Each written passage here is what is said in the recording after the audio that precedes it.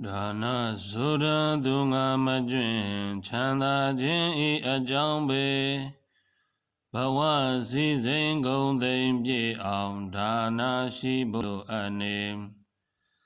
ပစ္စည်းဥစ္စာတရားဖြစ်လို့ဒါနခြင်းမှာအစဉ်ပြေဗျာဒနာစိုးတွေ့ကြုံတို့အာကိုထိုက်တယ်လေဧဒါကမြတ်စွာဘုရားနှုတ်တော်မှာထုတ်ပြခဲ့တာတွေခုရောနောင်ပါလူဒါနာနဲ့ဒူညီမြတဲ့မိယာတွေလောက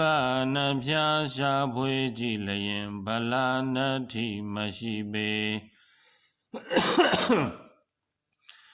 ဒါနသီတာနိဗ္ဗာန်ရောက်အောင်သွားရနောက်ကလိုက်ပါနေခတ်သိမ်းကိစ္စပြည်စည်းရဒါနပါမလီဧဒါကမြတ်စွာဘုရားနှုတ်တော်မှာထုတ်ပြခဲ့တာတွေလေးကျွန်းသခင်စကြမင်းနဲ့သကြမင်းရဲ့စီစိန်တွေနေမြမဟုကိုလူကြတဲ့ဒါနကသာပေးနိုင်ပေမနမြမဖြစ်ဖို့အရေးအလွယ်ကလေးပါအေးနေဘောဓိယာကြောင့်စုပန်တောင်းစုဆောင်လူတန်းဝေဧဒါက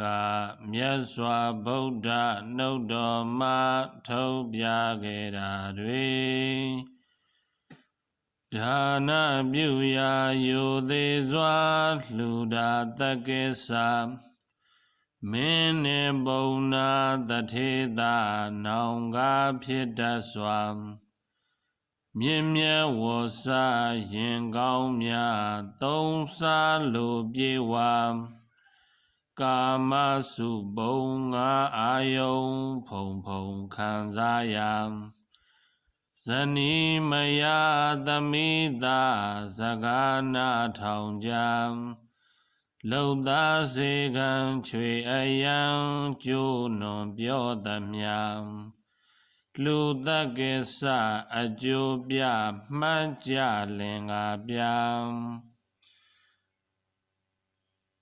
အာလုံးတတ္တဝါတွေကျမ်းမာချမ်းသာဘေးဘေဝရာဝေးကွာသာသနာပြုနိုင်ကြပါ